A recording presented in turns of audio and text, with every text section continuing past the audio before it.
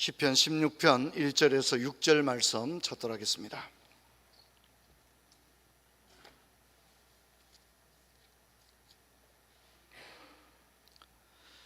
하나님이여 나를 지켜주소서. 내가 주께 피하나이다.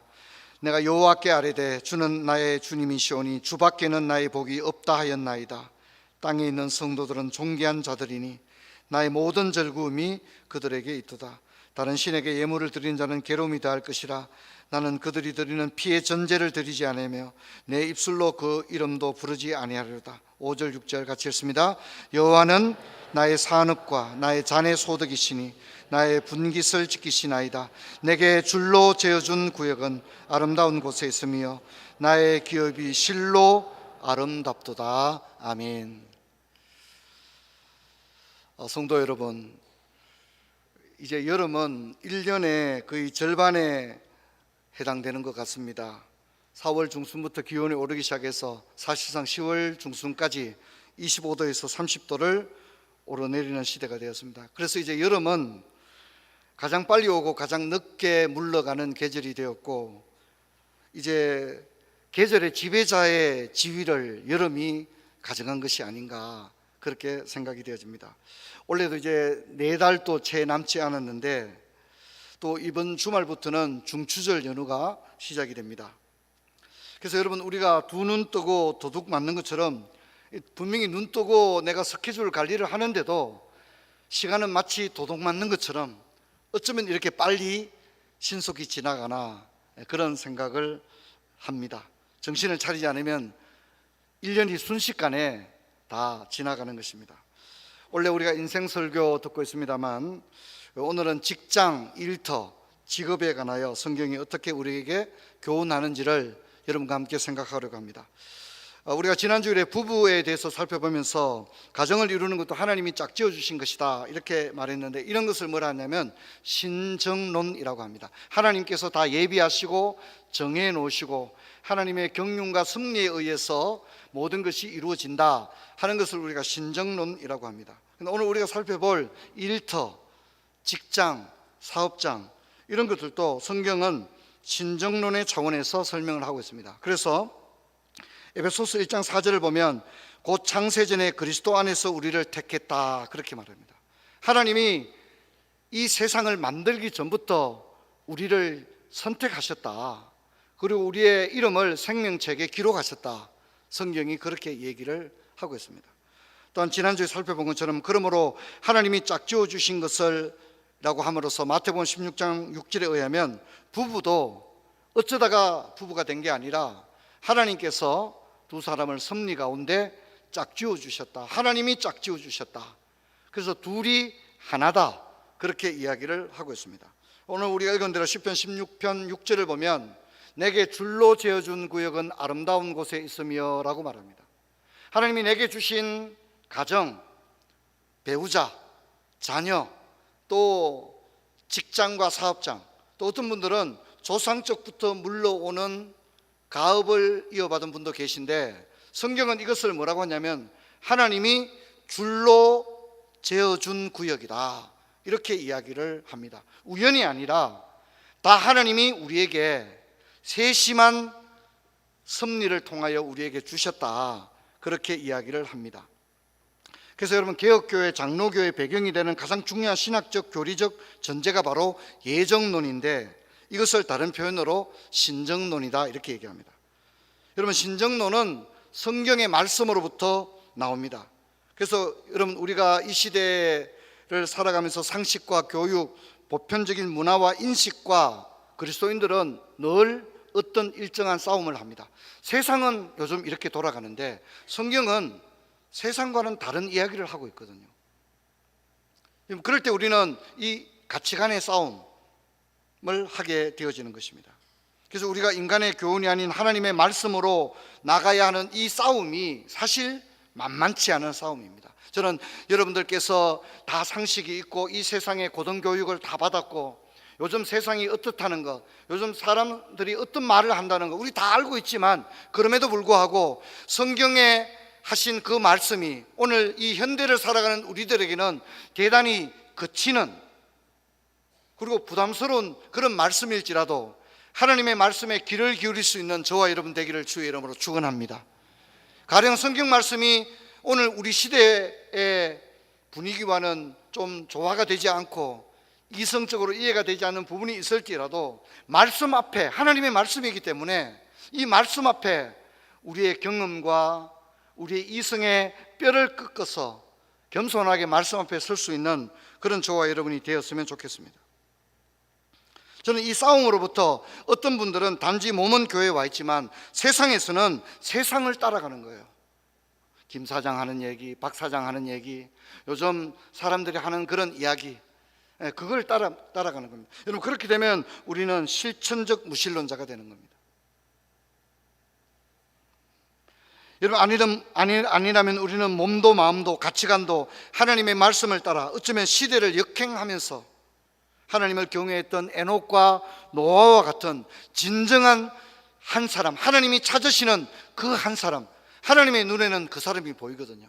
이 세상에 많고 많은 사람들 중에 모두가 세상의 넓은 길을 향해서 걸어갈 때에 연어가 물살을 거슬러 올라가는 것처럼 이 시대의 흐름과 그 모든 문화를 역주행하면서 좁디 좁은 하나님을 경외하는 그 길을 걸어가는 그 한 사람, 하나님은 지금, 하나님의 시선은 지금도 그 한 사람을 바라보고 계신 줄로 믿습니다. 여러분, 그런 저와 여러분 되기를 주의 이름으로 축원합니다. 오늘 우리가 읽었던 시편은 다윗의 시입니다. 그런데 1절부터 하나님을 믿는 신앙이 얼마나 중요한지를 고백하고 있는데 이렇게 말합니다. 내가 주께 피하나이다, 그렇게 얘기합니다. 여러분, 그런 오랜 동안 정치적 망명자였고 또 생명을 담보받지 못한 채 끝없는 도망자의 삶을 살아야 했는데 그가 어떤 정치 세력이나 특정 인물에게 자신의 안위를 맡긴 게 아니라 내가 주께 피하나이다, 그렇게 말합니다. 다윗에게는 충성스러운 신하들도 있었습니다. 그리고 그에게는 정예 부대가 있었습니다. 하지만 다윗은 그런 것에 자신을 의지하거나 피하려고 한 게 아니라 우리 한번 답시다. 우리 크게 답시다. 내가 주께 피하나이다. 오늘 많은 사람들이 어려움을 만날 때 어디에 자신의 은신처를 찾습니까? 어디로 피합니까? 유력한 사람을 만납니까? 집안이 든든합니까? 내 친구들이 든든합니까? 다윗도 그렇게 말하려면 나름대로 의지할 때가 없지는 않았을 겁니다. 근데 그는 고백하기를 내가 주께 피하나이다, 그렇게 고백합니다. 너무나도 아름다운 고백입니다. 여러분, 다윗은 일국의 왕이었기에 많은 걸 누렸습니다. 백향목 왕궁에도 살았습니다.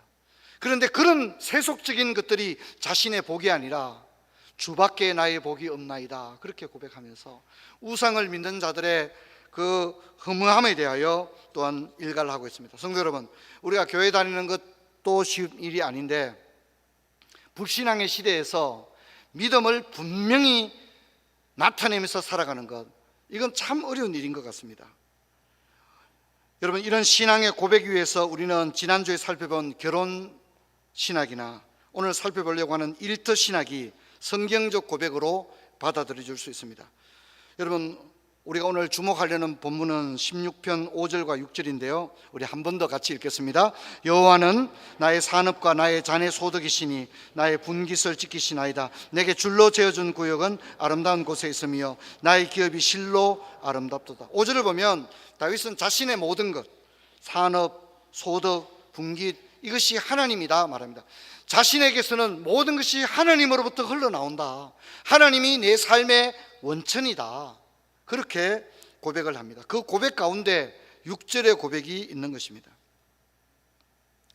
저는 오늘 이 다윗의 이 고백이 우리의 고백이 되었으면 좋겠습니다. 다윗의 태도와 정신, 그 고백이 성경 전체에서도 가장 기본적인 고백입니다.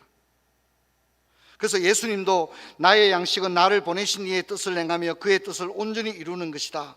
내 뜻대로 마시고 아버지의 원대로 되기를 원하나이다. 예수님도 모든 사역의 원천이 하나님께 있었습니다. 예수님이 내 뜻을 펼쳐보겠다 한 적 한 번도 없습니다. 오히려 내 뜻대로 마시고 아버지의 뜻대로 하옵소서. 나는 아버지로부터 왔음에 또 아버지의 일을 이루며 그의 뜻을 온전히 이룹니다. 한 번도 예수님은 자기를 주장하는 것이 아니라 아버지의 뜻대로 되기를 원합니다. 그렇게 고백을 했습니다. 여러분, 사도 바울 역시 오직 내가 그리스도 예수께 잡힌 바 된 것을 잡으려고 달려가노라. 나로 나된 것은 하나님의 은혜로다 라고 말합니다. 예수를 만난 이후에 사도 바울은 자신이 잡힌 바 된 그것, 하나님의 그 거룩한 부르심, 그것에 완전히 매료되어서 좌로나 우로나 치우치지 아니하고 하나님이 자신에게 부여하신 그 미션을 감당하기 위하여 전 생애를 불사르고 또 자신의 모든 것은 전적인 하나님의 은혜다, 그렇게 고백을 하고 있습니다.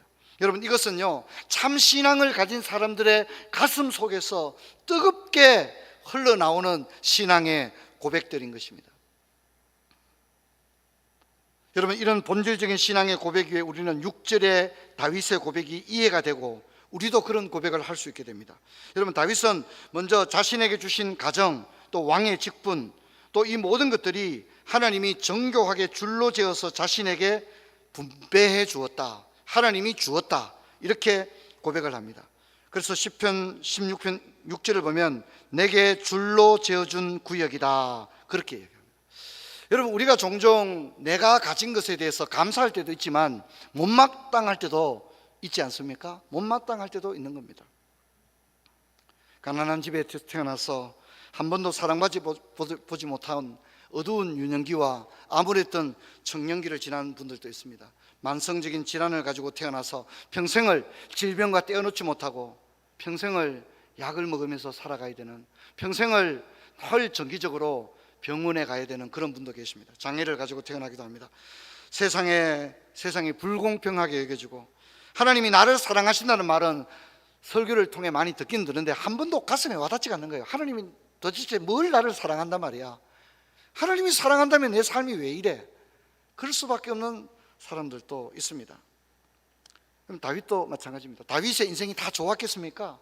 다윗의 인생도 참 너무 불쌍하기 이를 데 없는 그런 인생입니다.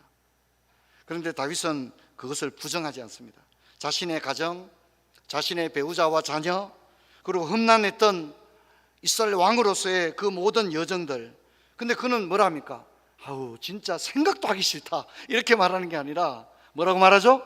내게 줄로 재어준 구역은 아름답도다. 그 모든 것들은, 다윗이 가진 모든 것들 중에 마음에 안 드는 것도 왜 없었겠습니까?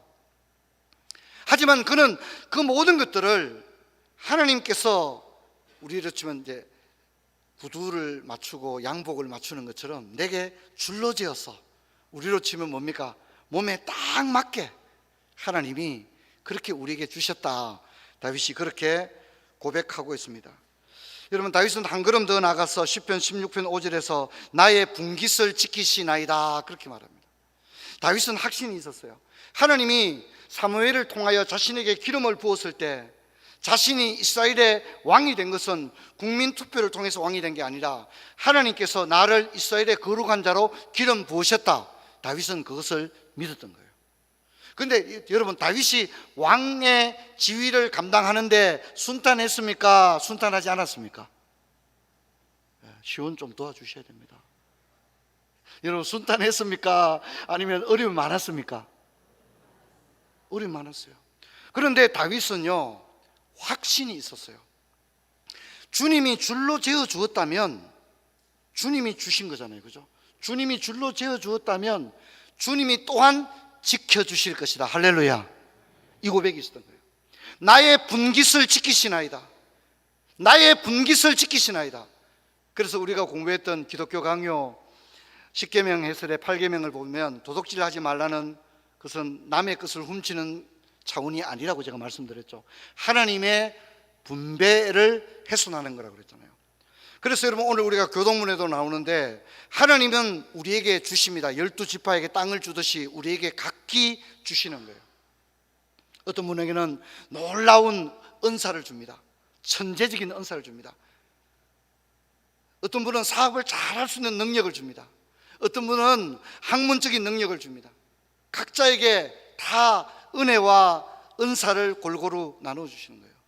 근데 하나님이 우리에게 그냥 주기만 하고 방치하는 것이 아니라 그것이 보존되고 우리가 그 분복을 누릴 수 있도록 하나님께서 불꽃 같은 눈동자로 보호하시고 보존하시고 보장하고 계신 줄로 믿습니다. 그래서 그렇지 못한 사람이 있거든요. 누굽니까? 고아들, 과부들은 하나님이 주셨는데 이걸 유력자들이 빼앗아갈 수 있잖아요. 그죠? 그래서 하나님이 뭐라 합니까? 나는 고아의 아버지며 과부의 재판장이다.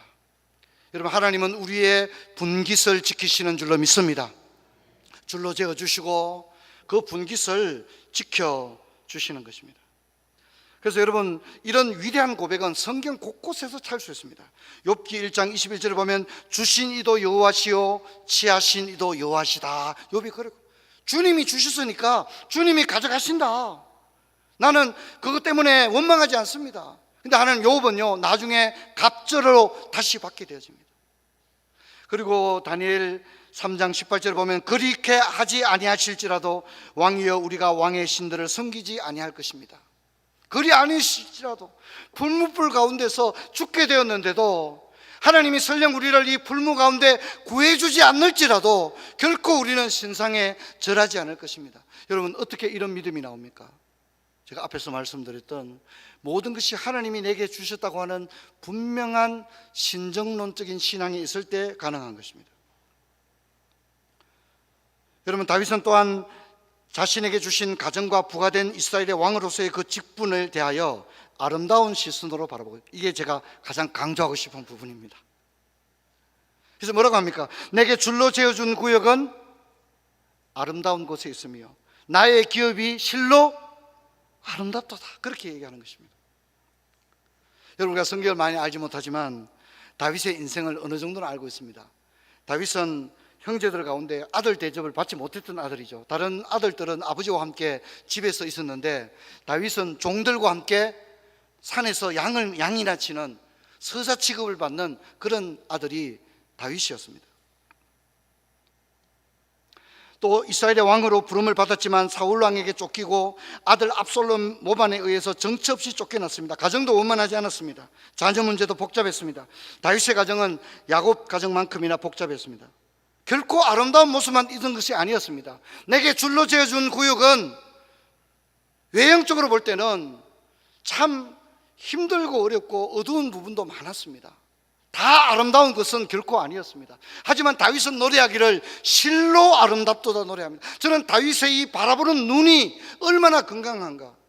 다윗이 바보 천치도 아니고 집안이 풍지박산되고 얼마나 그 암논, 다말 얼마나 복잡합니까? 그런데도 다윗은 하나님이 내게 줄로 재어준 것은 실로 아름답도다. 여러분, 그렇게 하나님이 주신 것이 울퉁불퉁하기도 하고 때로는 무섭기도 하고 두렵기도 하고 때로는 낙심이 되는 면도 없지 않아 있지만 다윗은 이 하나님이 자신에게 주신 것을 바라볼 때 실로 아름답도다고 찬양하고 있습니다. 여러분, 우리가 다윗의 그런 아름다운 마음과 눈을 가지게 되기를 주의 이름으로 축원합니다. 그런 입술을 가지게 되기를 주의 이름으로 축원합니다. 많은 사람들이 불평합니다. 그렇죠. 하나님이 내게 주신 것들을 불평합니다. 배우자를 불평합니다. 그래서 우리 자매님들은 아이들에게 내가 너가 아버지 만나가지고 이렇게 나옵니다. 너가 아버지가 여러분 실로 아름답도가 되어야 되는 거예요. 여러분, 우리 입으로 얼마나 불평합니까? 실로 아름답도가 아니라 내 인생 어쩌다 이 모양 이 꼴이냐고 자기 인생에 신세 타령을 하고 그렇잖아요. 심지어 자기 아이들을 저주합니다. 저걸 앞으로 뭐 먹고 살려고 그러나? 자기 아이들도 저주합니다. 저는 말을 경박하게 하는 것이야말로 진짜 너무 안타깝다고 생각해요. 왜 말로 그렇게 하나님의 마음을 아프게 합니까?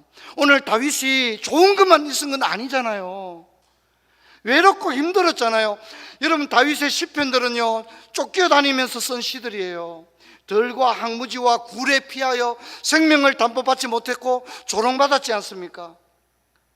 그런 가운데서도 다윗은 내게 줄로 재어준 구역은 실로 아름답도다. 여러분, 이 다윗의 놀라운 신앙이 저와 여러분의 신앙과 고백이 되기를 축원합니다.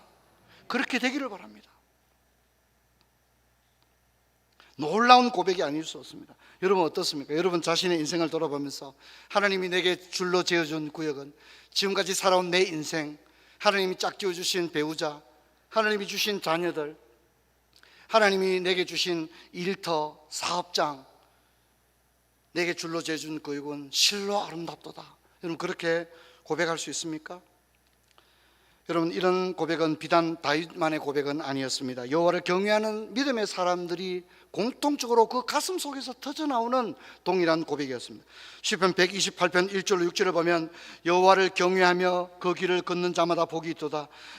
내가 내 손이 수고한 대로 먹을 것이라. 내가 복되고 형통하리로다. 내 집 안방에 있는 내 아내는 결실한 포도나무 같으며 내 식탁에 둘러앉은 자식들은 어린 감람나무 같으리로다.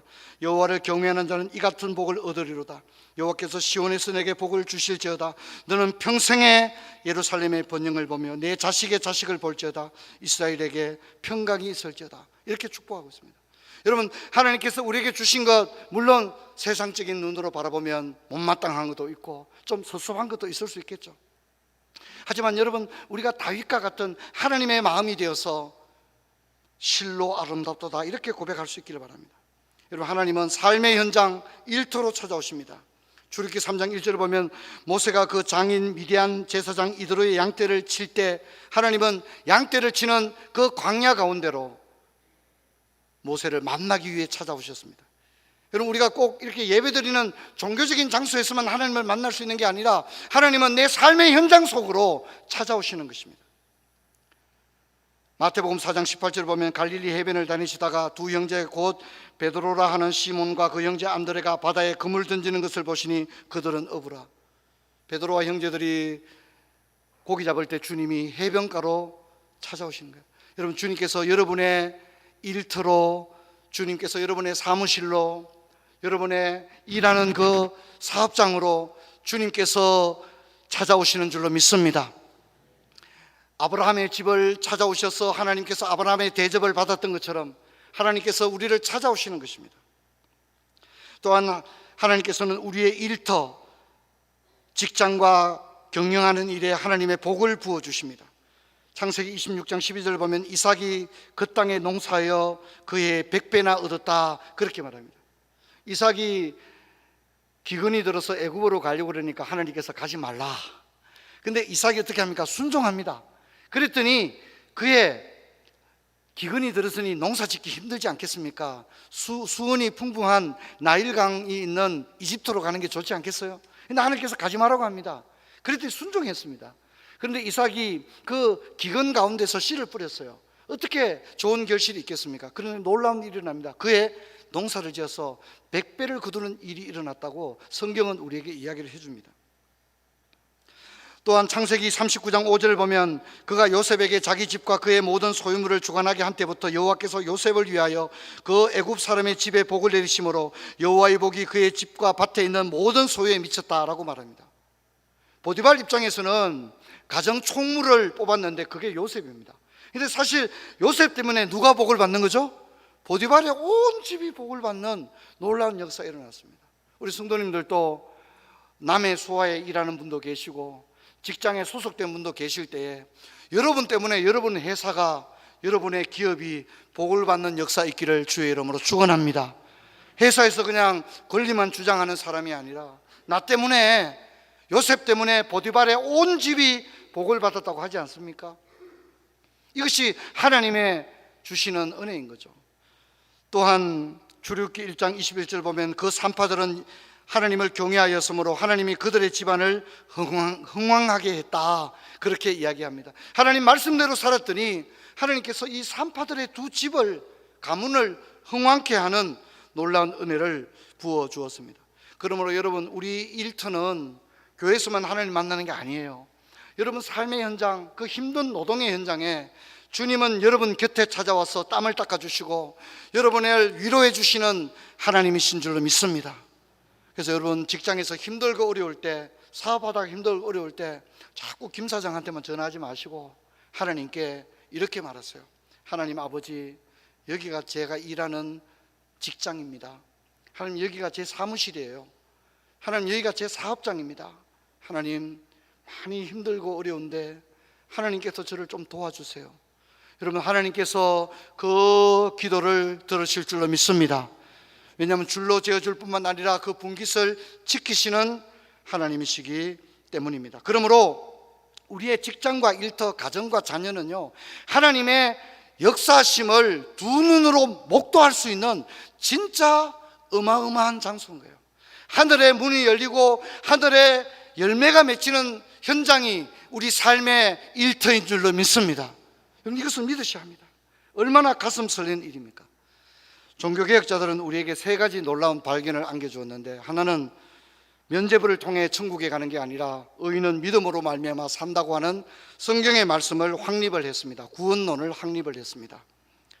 중세에는 펠라기안주의가 넘쳐나서 인간의 공덕을 통해서 천국에 간다고 하는 행위구원에 관한 신학이 널리 퍼져 있었는데, 종교개혁의 대표적인 것은 바로 돈 주고 죄를 사할 수 있는 것이 아니라 의인은 믿음으로 산다고 하는 구원론을 확정한 것입니다. 또한 만인 제사장의 원리를 가져옴으로써 중세의 사제 중심의 신앙을 바꾸어 놓았습니다. 그래서 우리 모두가 하나님의 예배자의 반열에 서게 되었습니다.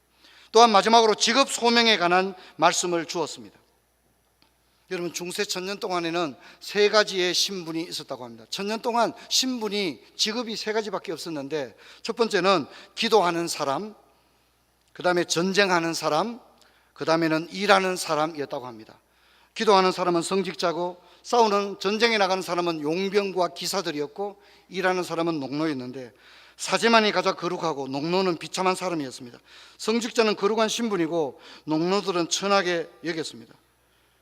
그러므로 종교개혁은 성경으로부터 놀라운 발견을 이끌어내었는데, 직업에는 기천이 없다는 사실을 성경으로부터 찾아내었습니다. 그리고 모든 직업은 하나님의 거룩한 부르심에 의한 직업이라는 사실을 종교개혁자들은 정리를 했습니다. 이것이 바로 직업 소명설입니다. 이 직업 소명설은 마틴 루터로부터 시작되어서 장 깔뱅에 와서 가장 정교하게 발전되었습니다. 목사나 사제, 성직자만 거룩한 이원론적인 사고를 배제하고 세속 직업도 하나님의 부르심이다, 이렇게 소명의 의미를 부여했습니다. 그래서 이런 소명의 종교개혁 정신이 올바르게 전거되었던 곳에는 상공업이 꽃 피어나게 됩니다. 가령 스위스의 시계산업이나 네덜란드의 하해산업이 대표적입니다. 단순히 시계를 수리하는 것이 아니라 그것이 하나님의 소명의 차원에서 그것을 일을 했습니다. 그러니 더 창의적으로 시계 디자인을 하고, 또 정교한 시계를 만들고, 또 거짓말 하지 말고 아주 정직한 제품을 만들어냈죠. 그래서 루소가 프랑스 파리의 소르본에 와서 그런 얘기를 했습니다. 카페에서 커피를 마시면서 프랑스 파리의 시계 수리공들은 내 고향 스위스 제네바의 시계 수리공을 절대 따라갈 수 없다, 이런 말을 했습니다.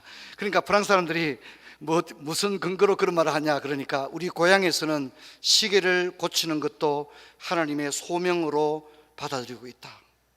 시계를 고치는 것도 하나님의 거룩한 소명의식을 가지고 그래 한다. 그러니 단순히 돈을 벌기 위해서 시계를 고치는 프랑스 파리의 시계 수리공과 우리 고향의 시계 수리공은 비교할 수 없다. 이 루소의 아버지가 시계 수리공이었어요. 그래서 지금도 시계 그러면 스위스 시계를 알아주는 겁니다. 네덜란드도 마찬가지입니다. 칼빈주의가 네덜란드에 들어갔습니다. 네덜란드는 유럽의 저지대입니다. 알다시피 농사를 짓기에 적합하지 않습니다. 하지만 그들은 하나님의 농사 짓는 일들을 소명의 차원에 받아들이면서 기도하며 연구했기에 세계 최고의 하해 산업을 일구게 되었고, 또 그 사람들은 거래를 할 때에 서로 정직과 겉면을 기반으로 했습니다. 그래서 최초의 신용카드 제도가 네덜란드 상인들로부터 시작이 되어지고, 외상거래라고 하는 개념이 거기서부터 시작이 되어졌습니다. 여러분, 저는 여러분이 우리 교회를 출석하면서 지난 주일에 말씀을 들었던 결혼에 관한 에베소 5장의 말씀과 오늘 말씀드린 이 시편 16편의 이 직업 소명에 관한 말씀을, 물론 다른 교회에서도 이런 설교를 잘 목사님들이 하시리라 생각합니다만, 저는 우리 강단에서 누릴 수 있는 가장 아름답고 은혜로운 말씀이라고 생각합니다. 여러분, 이 두 개의 말씀은 저와 여러분의 인생을 충분히 바꾸어 놓을 수 있는 그런 말씀입니다. 군의관으로 있던 안수현이라는 의사가 죽었습니다. 젊은 의사입니다. 그의 장례식에 수천 명의 사람이 몰려왔습니다. 아직 전공의도 아니고 그냥 군의관에 불과한데 그가 죽었다는 소식을 들었던 사람들이 병원에 조문을 하기 위해 끊임없이 몰려드는데 수천 명이 몰려들었습니다. 그 모여든 사람들은 동료 의사들이 아니었습니다. 병원에서 이발하는 사람들, 청소하는 아줌마들, 병원 구내식당에서 일하는 아줌마들, 병원에 입원했다가 퇴원했던 사람들 가운데 그 의사가 죽었다는 얘기를 듣고 사람들이 물밀듯이 수천 명이 그의 빈소로 몰려와서 수많은 사람들이 그에게 고백하기를, 병원에서 내가 병원 청소하는 아줌마인데 나를 사람으로 인격적으로 대해준 사람은 안수현 의사 저분밖에 없었습니다. 그렇게 하고 모든 사람이 그의 앞에 꽃을 바쳤습니다.